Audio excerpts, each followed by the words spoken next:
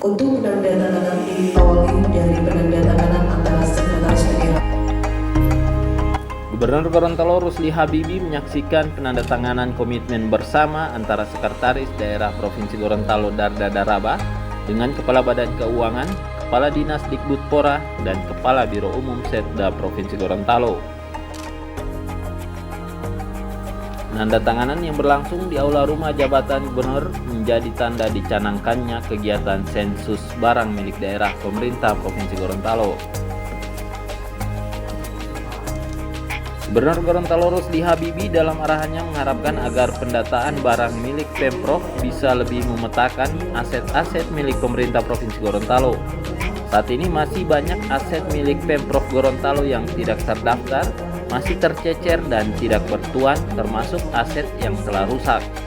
Untuk itu, melalui sensus ini diharapkan semua aset tersebut bisa terdata dengan jelas, termasuk aset-aset yang berada di luar Gorontalo dan kepemilikan yang dikuasai oleh perorangan.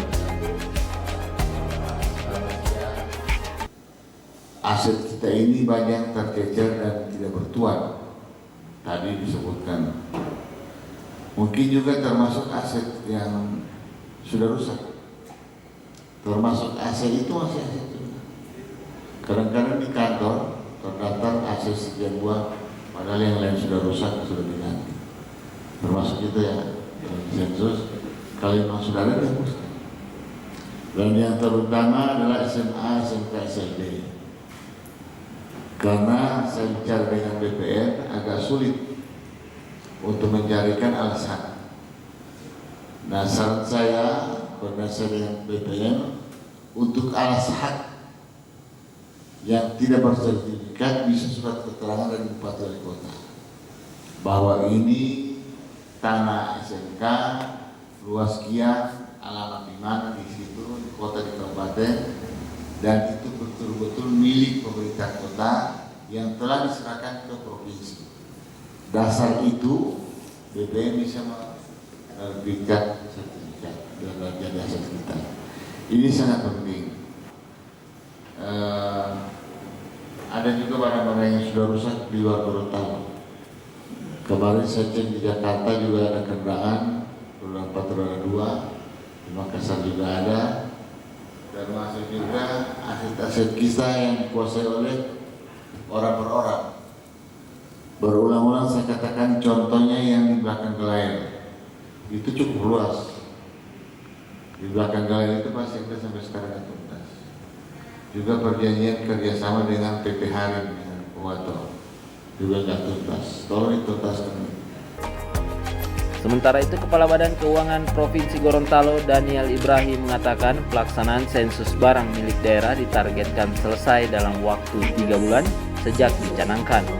Nilai aset yang dimiliki pemerintah Provinsi Gorontalo per 31 Desember 2020 mencapai 3,7 triliun rupiah. Namun setelah diaudit, tinggal mencapai 2,14 triliun rupiah. Untuk itu, melalui sensus ini akan dipetakan aset-aset Pemprov yang kemungkinan sudah hilang, rusak, maupun yang akan segera dilelang. Pak, waktu karena tadi kan sudah ditargetkan paling lama 3 bulan sudah selesai hasil sensus. Karena ada banyak ini kan, banyak sesuai dengan harga perolehan itu per 31 Desember 2020 itu sebesar 3,7 triliun. Baru setelah diaudit tinggal nilai buku tinggal 2,14 triliun.